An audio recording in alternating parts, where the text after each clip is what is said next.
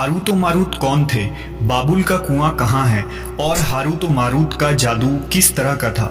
ये वो पुरअसरार सवालात हैं जिनके जवाब तो बहुत हैं और लिखने वालों ने भी बहुत कुछ लिखा है, लेकिन उन किस्से कहानियों में हकीकत को तलाश करना गहरे समुंदर से मोतियां निकालने के बराबर है। हारूत व मारूत के मुताल्लिक बुनियादी तौर पर दो तरह की रवायतें मिलती हैं, एक वो जो कुरान व हदीस और ताबईन के अक़वाल में मौजूद है और दूसरी वो जो तौरेत व इंजील और इसराइली रवायतों में आती है, जबकि उन इसराइली रवायतों को बेशतर उलमा और मुवर्रिखीन ने तायीद की है। इस वीडियो में हम उन दोनों तरह की रवायतों और वाक़यात को मुकम्मल पेश करेंगे।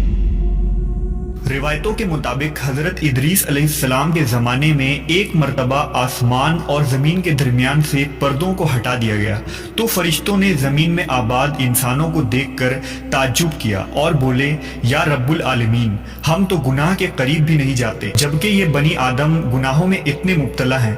अगर हम उनकी जगह होते तो कभी तेरी नाफरमानी ना करते। अल्लाह ने इरशाद फरमाया, इंसानों को गुस्सा और शहवत दी गई है, अगर ये चीज़ें तुम्हें दी जाएं तो तुम भी इसी तरह गुनाह में मुलव्वस हो जाओगे। लेकिन फरिश्तों ने कहा, हम ऐसा हरगिज़ न करेंगे। लिहाजा अल्लाह के हुक्म से फरिश्तों ने अपनी जमात में से दो बेहतरीन और इताअत गुजार फरिश्तों को चुन लिया, जिनका नाम हारूत और मारूत था। अल्लाह ने उन दो फरिश्तों में इंसानी फितरत और शहवत डालकर दुनिया में भेजा।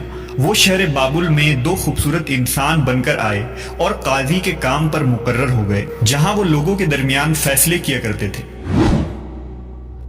एक दिन उनके पास एक औरत अपना मुकदमा लेकर आई और कहा कि उसका शौहर उसे बहुत परेशान करता है। हारूत व मारूत ने जब उस औरत को देखा तो वो उसकी खूबसूरती और हुस्न से मरऊब हो गए और उस पर आशिक हो गए। उन्होंने उस औरत से जिना की ख्वाहिश की तो औरत ने उनसे कहा, तुम्हारी ये ख्वाहिश मैं तभी पूरी करूंगी जब तुम बुत की पूजा करो, शराब पियो या मेरे खाविंद को कत्ल कर दो। हारूत व मारूत ने शराब नोशी को छोटा गुनाह समझकर पी लिया और नशे की मस्ती में दो और कबीरा गुनाह कर बैठे। उस औरत ने उनसे आसमान पर चढ़ने का अमल भी सीख लिया, जिसके जरिया वो आसमान पर जाते थे। जब औरत इस अमल के जरिया आसमान पर गई तो अल्लाह के हुक्म से उसे सितारे की शक्ल में मस्क कर दिया गया।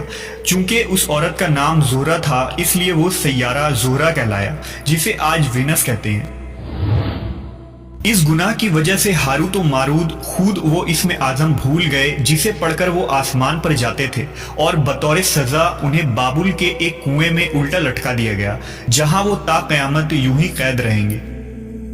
ये एक इसराइली रवायत है जिसे इमाम इब्ने कसीर और फखरुद्दीन राजी जैसे मुफस्सरीन अफसाना और मन घड़त कहानी करार देकर सख्ती से रद्द कर देते हैं। वहीं इमाम सयूती जैसे उलमा इस रिवायत को मुस्तनद मानते हैं। हारूत व मारूत और चाहे बाबुल के सिलसिले में एक और रिवायत कसरत से बयान की जाती है, जिसके मुताबिक एक जमाना ऐसा था जब शहर बाबुल रुए जमीन पर तहजीब व तमद्दुन का मरकज था। यहाँ के लोग बातिल खुदा की परस्तिश किया करते थे। ये लोग अपनी किस्मत उनसे वाबस्ता समझते थे, इसलिए इल्म नजूम और इल्म फल्कियात में बड़े माहिर थे। उनके बुतकदों में सितारों की पूजा की जाती थी।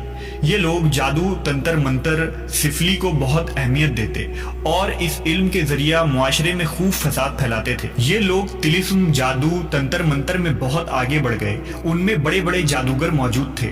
उनकी तारीखी किताबों में जगह जगह जादू और तंत्र मंत्र ही नजर आता है। उनका जादू दूर दूर तक मशहूर था। मुख्तसर ये कि उस शहर का बाशिंदा होना ही जादूगर होने की अलामत थी। जब हजरत सुलेमान अलैहिस्सलाम की हुकूमत आई तो आपने उन लोगों को इस शिरकिया अमल से रोका और उनकी सहर और जादू की किताबों को एक जगह जमा करके अपनी अजीम कुर्सी के नीचे दफन कर दिया, ताकि इस फितना अंगेज इल्म का जड़ से खात्मा हो जाए। जब सुलेमान अलैहिस्सलाम की वफात हुई तो शैतान ने उन किताबों को दोबारा खोद कर निकाला और लोगों से कहा कि सुलेमान पैगंबर नहीं था, बल्कि उन किताबों के जरिया हुकूमत किया करता था। लिहाजा हवा में उड़ना, जिन्नात पर काबू और सुलेमान अलैहिस्सलाम के गैर मामूली मुआजिज़ात दरअसल जादू और सिफली का अमल था। बनी इसराइल ने उसकी पैरवी की और उन किताबों को पढ़ना शुरू कर दिया। लिहाजा दोबारा ये शर अंगेज इल्म इस कौम में सुरायत कर गई। अल्लाह ने सुलेमान अलैहिस्सलाम पर लगाए गए इल्जाम और तुहमत की नफी करते हुए सूरह बकरा में फरमाया है, اور انہوں نے اس چیز کی پیروی کی جو شیطان سلیمان کی بادشاہت کے وقت پڑھتے تھے، اور سلیمان نے کفر نہیں کیا تھا لیکن شیطانوں نے ہی کفر کیا۔ لوگوں کو جادو سکھاتے تھے اور اس چیز کی بھی جو شہر بابل میں ہاروت و ماروت دو فرشتوں پر اتارا گیا تھا، اور وہ کسی کو نہ سکھاتے تھے جب تک یہ نہ کہہ دیتے کہ ہم تو صرف آزمائش کے لیے ہیں، تو کافر نہ بن۔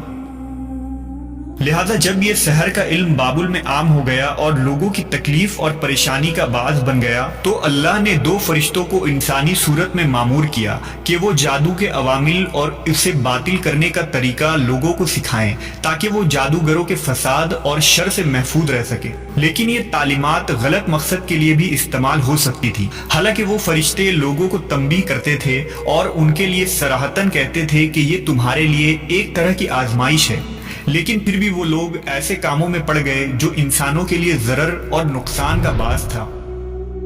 بعض عربی داستانوں میں اس کنویں کا ذکر بھی ملتا ہے جہاں کئی لوگ پہنچے اور ہاروت و ماروت سے ملاقات کر کے جادو کا علم بھی سیکھا، جبکہ بعض مورخین کا کہنا ہے کہ عراق کے شہر حلہ کے قریب ایک کھنڈر میں موجود قدیم کنواں ہے جہاں سے بابل کی سرحد شروع ہوتی تھی۔ یہ اس کنویں کو ہی چاہے بابل قرار دیتے ہیں۔ بہرحال اس واقعے سے یہ سبق ملتا ہے کہ سفلی اور جادو ایک شرکیہ عمل ہے، مگر یہ کہ اس کا استعمال فساد اور شر پسندی کے خاتمے کے لیے کیا جائے۔